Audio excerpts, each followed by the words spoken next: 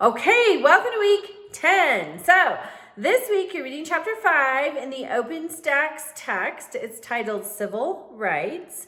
Then I have some things linked in the assignment. So I linked an article about the Greensboro lunch counter sit-in, and that is one of my favorite peaceful protests. So there were students in North Carolina, and they went to the F.W. Woolworth store to be served at the lunch counter, and they were denied service. And so they kept going back day after day, just peacefully and respectfully sitting at this lunch counter, waiting to be served. The city of Greensboro responded with even more stringent segregation rules for the city. And still, these students, and they were joined by so many more, so hundreds eventually, joined the movement. They kept going back, waiting to be served at the lunch counter. And 6 months later, they were served at the lunch counter. So it's just a beautiful demonstration of staying respectful in the face of adversity. That is hard. That takes real strength. Staying respectful, when people are against you, it would have been so easy for them to just give up. But because they stayed respectful, they stayed strong, they stayed true to their goal, which was a great goal, being served at the lunch counter. And so it's one of my favorite episodes in the civil rights movement, because I think it is so beautifully done, beautifully lived, and just such a great example for us. So also I have linked the Constitution. You're looking at the 14th, 15th, and 19th Amendments.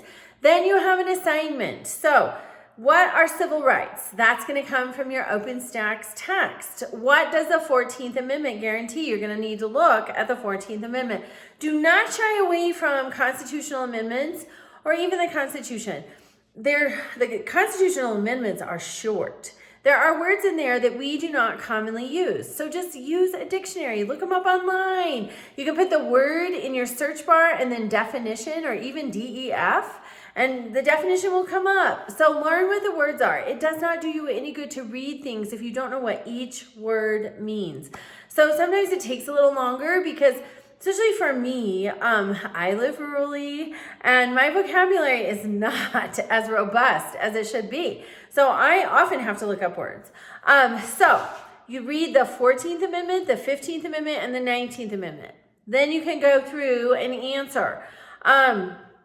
I want you to look at the 14th Amendment, and then also, so what rights does the 14th Amendment guarantee? And then how many years passed between the 14th Amendment, the ratification of the 14th Amendment, which is how amendments get added.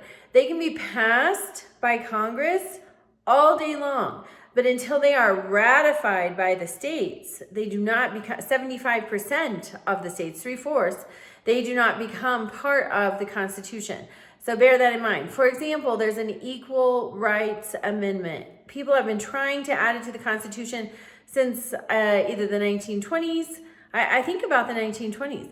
But it's still not part of the Constitution. It was approved by Congress more than once, but it never received the 75% approval of the states to ratify it, to add it formally to the Constitution. So bear that in mind.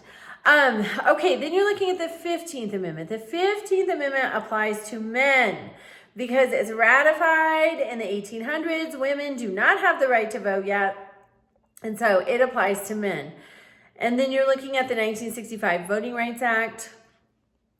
Then you're looking at a love letter in 1776, March of 1776. So before we declared our independence from Great Britain, Abigail Adams wrote to her husband, John Adams. He would later become the second president of the United States under the Constitution. And he really he was a great statesman, and she really made that possible for him. She ran their farm, their family, their finances. She really handled things at home so that he could go be a statesman and build this new country. So she writes a letter to him and she asks him, and remember, from this position of she's running everything so that he can go all over. She says, I'm asking that you remember the ladies in the new code of laws that it will be necessary for you to make, once you declare an independency. So what she's asking for are legal rights for the women.